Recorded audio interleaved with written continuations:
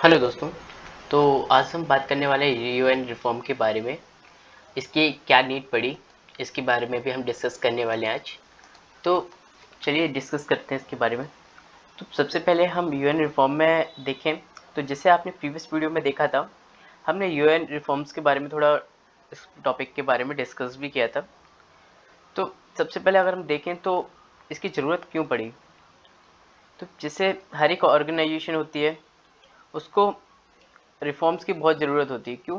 क्योंकि देखो, कोई भी ऑर्गेनाइजेशन हो ना, उसको रिलेवेंट करंटली में, लाइव में, है ना, तो उसको है ना रिलेवेंट रहने के लिए, उसको उसका अपना वजूद बचाने के लिए ना, उसको अपने आप में रिफॉर्म करने ही पड़ते हैं।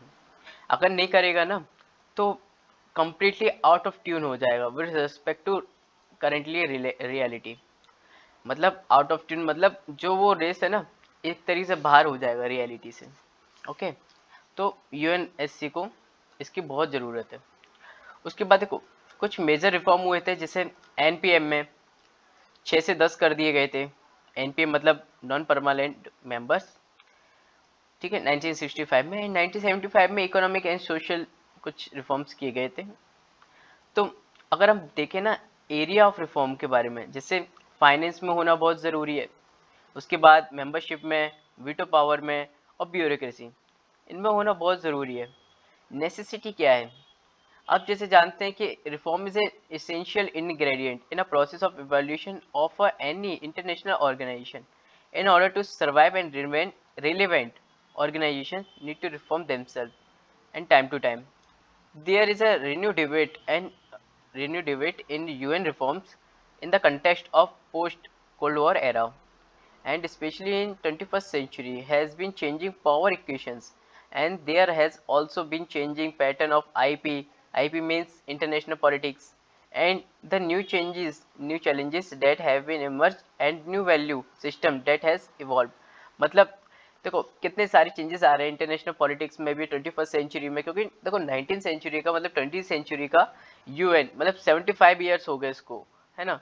तो इसमें बहुत सारी चेंजेस, मतलब चेंजेस ही नहीं किया है, कुछ मेजर चेंजेस और माइनर चेंजेस किए गए थे, पर इसका मतलब ये तो नहीं ना कि आप जो आज के जो न्यू डेवलपिंग कंट्रीज हैं, है ना, थर्ड वर्ल्ड, है ना, उसमें से निकल के आ रही कंट्रीज, तो उनका बहुत ज़्यादा कंट्रीब्यूशन है आजकल। और भी आप चीज़ें आगे देखेंगे।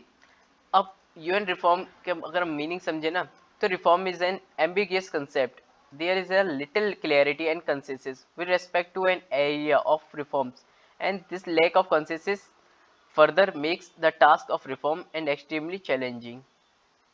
एंड मेजर प्रॉब्लम्स की बात करें प्रेजेंट सिस्टम में, तो मेंबरशिप को लेके, आर्मी को लेके, क्योंकि यूएन की खुद की आर्मी नहीं है, फाइनेंशियल सिस्टम भी डिपेंडेंट है, वीटो पावर की वजह से काम नहीं कर पाता UN, and bureaucracy, western countries के ही सब लोग उसमें है ना, है ना।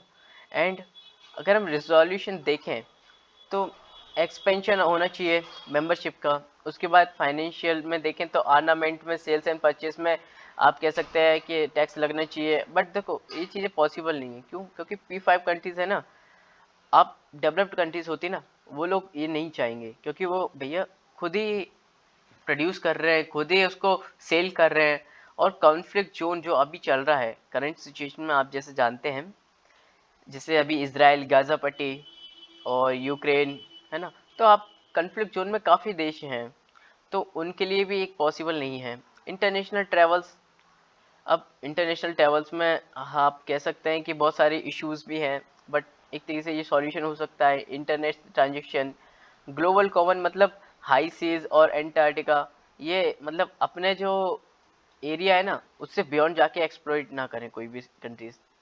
उसके बाद there is a certain structural defect in a UN system, and as well as there is a growth of new challenges in the contemporary times which are to be addressed, and UN Charter does not explicit provision in the context.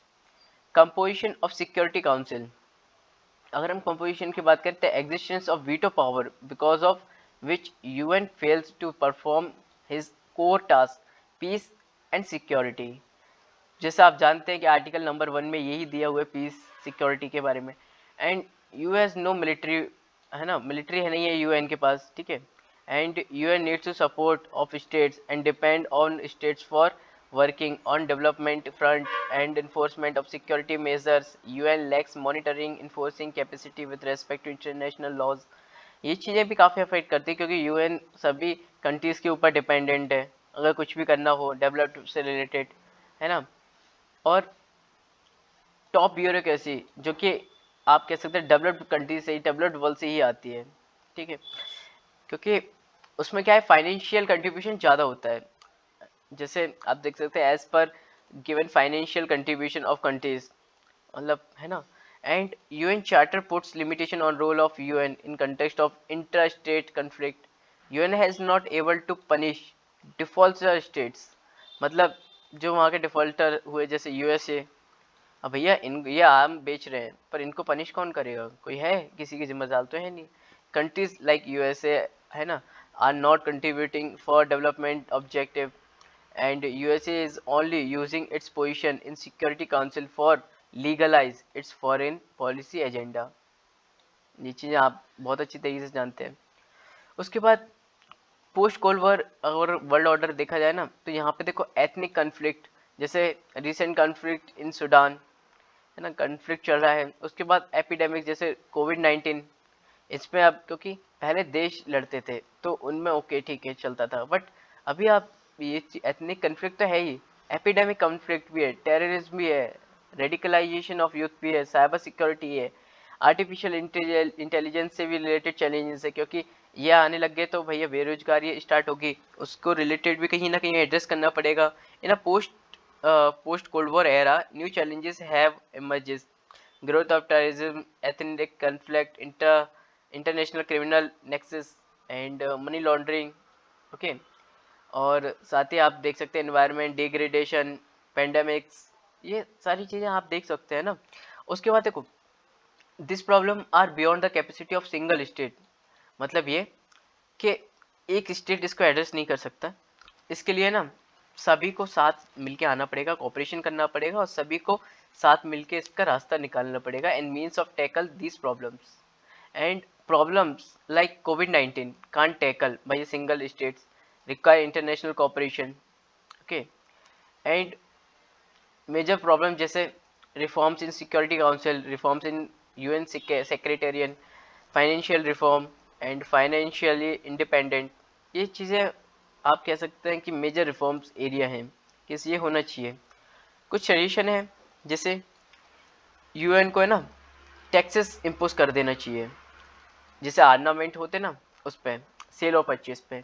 उसके बाद पर इसमें देखो कुछ problems भी है क्योंकि certain countries ही इस चीज़ को आप कह सकते हैं, सर्टेन कंट्रीज इस कन्फ्लिक्ट में हैं, okay, which lies in additional burden on them, मतलब उनके ऊपर और बर्डन आ जाएगा। उसके बाद अगर आप कहेंगे ना कि टैक्सेस, तो भैया P5 कंट्रीज भी तो हैं, वो तो बना ही रहे हैं, वो प्रोड्यूस कर रहे हैं, उनके बिना भी नहीं हो सकते। उसके बाद UN can also impose taxes international जो ट्रेवल्स है and use out of space and international transaction, इस पर there is a little possibility above reforms because nations do not want that UN should become less financially independent on them। मतलब ये जैसे USA, France, Russia, ये नहीं चाहेंगे कि UN को ना इंडिपेंडेंट कर दिया जाना चाहिए, क्योंकि अगर इंडिपेंडेंटली कर दिया ना तो इनके जो आप कह सकते हैं कि वो अपने डिसीजन खुद ले सकता है, फिर दिक्कत ये आ जाएगी कि उन पे डिपेंडेंट नहीं होगा। अब कोई आप पे डिपेंडेंट ना हो तो भैया आपको डर रहेगा कि नहीं कि आपके खिलाफ भी एक्शन लिया जा सकता है, तो वही चीज़। तो आपने आज देखा यूएन रिफॉर्म के बारे में और हमने आज इस टॉपिक को कवर किया, होप आपको समझ में आया होगा। मिलते हैं अपने नेक्स्ट वीडियो में। Thank you so much.